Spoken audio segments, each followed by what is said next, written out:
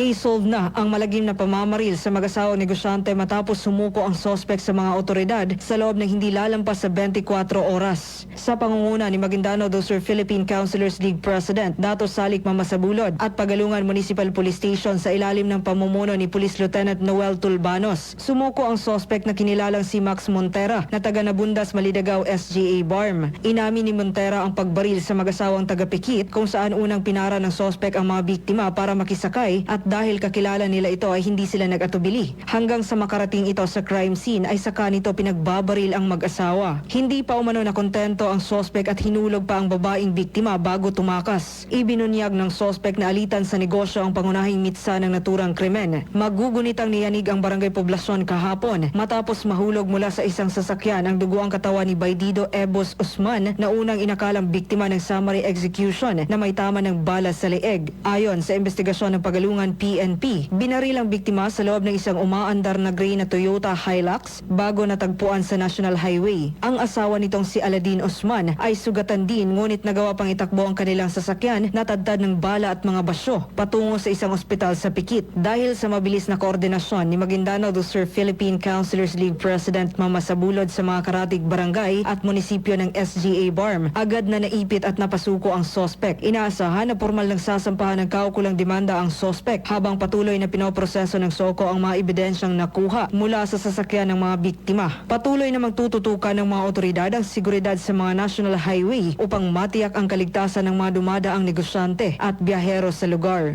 Joanne Oranio, NDBC, Bida Balita.